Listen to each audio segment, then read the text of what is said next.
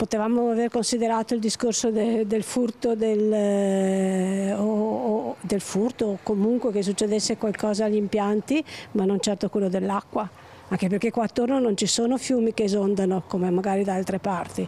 Aveva messo in conto la visita di possibili ladri, ma non la furia dell'acqua. Milly Marcolin, titolare accanto al marito di questo laboratorio di bioedilizia a Bavaria di Nervesa della Battaglia, epicentro dell'emergenza. Qui come altrove la conta dei danni è in evoluzione. Finché non abbiamo tirato fuori l'acqua non possiamo neanche tirare fuori il resto della roba, perché non sappiamo neanche come sia messo giù di là. Cioè lì è caduto per terra tutto quanto, però finché non abbiamo levato via l'acqua non possiamo sapere. Cioè bisogna quantificare i danni quando abbiamo finito, insomma. Posso chiederle se siete assicurati contro? No, perché questo non per l'acqua.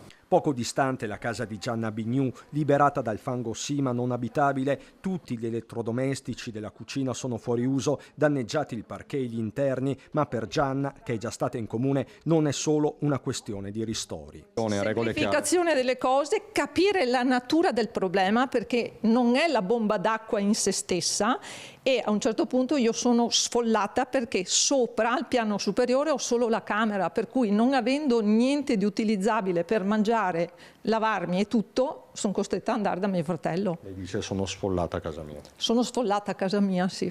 Nel frattempo il presidente Luca Zaia ha decretato lo stato di emergenza regionale che nella Marca riguarda oltre a Nervesa e Giavera anche Volpago, Arcade e Susegana. Dal sindaco Maccari parte un appello preciso. Ho visto stamattina che Zaia ha dato lo stato di calamità, quindi questo insomma mi sembra una cosa propositiva e quindi rinnovo anche ai cittadini, come abbiamo mandato ieri il messaggio, di chi ha avuto danni portare l'esposto in comune in modo che noi raccogliamo e facciamo da cabina di regia nei confronti anche dello stato di calamità.